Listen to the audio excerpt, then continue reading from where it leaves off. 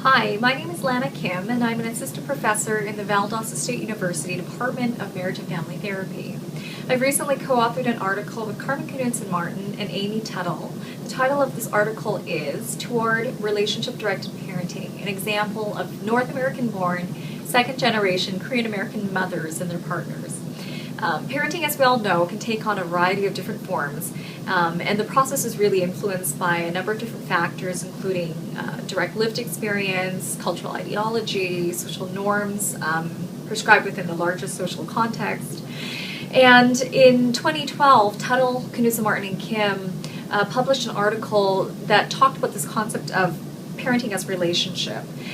Within it, they published a typology of parent-child relational orientations that sought to understand the ways in which power and focus are dimensions that organize how parents and children relate to one another.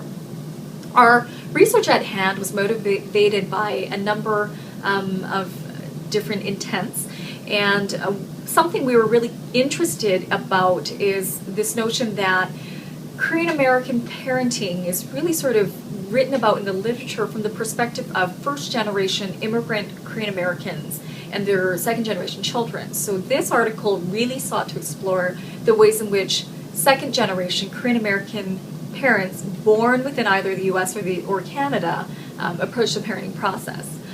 Secondly, we wanted to understand what happens for a group of parents that really navigate a number of diverse social and cultural worlds.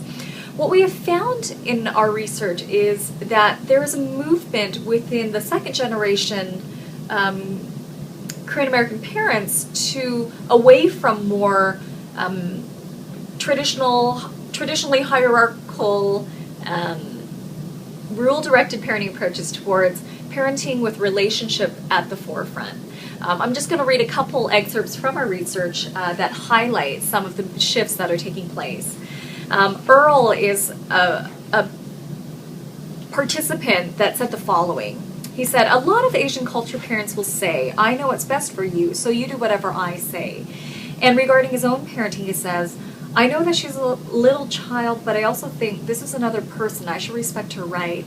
What we heard in his words was this idea that for some second-generation Korean American parents, there's this idea of the importance on the autonomy and independence and personhood of the child, and to really want to recognize that, and that raising a child to be aware and able to access their own voice is something that's useful for kind of functioning successfully within the dominant sort of American context.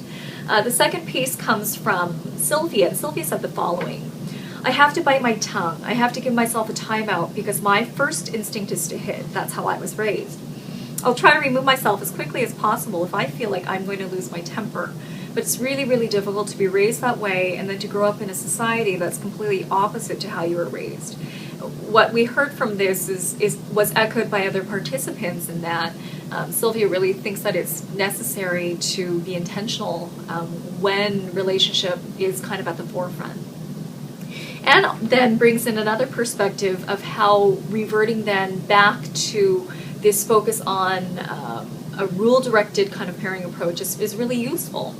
And she says, "There are some things that I'm not egalitarian with at all, like how much TV they watch, how much candy they eat, or not picking up their toys."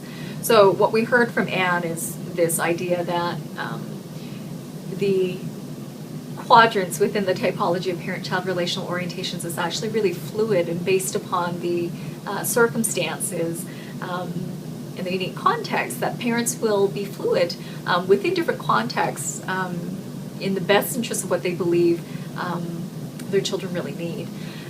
In sum, what we've really heard through this research is that there to varying degrees, the participants within this group have really been intentional to parent in a way that privileges the emotional connection in the relationship, and that's sort of this guiding factor in the decisions that they make in terms of how they want to be relating towards their children.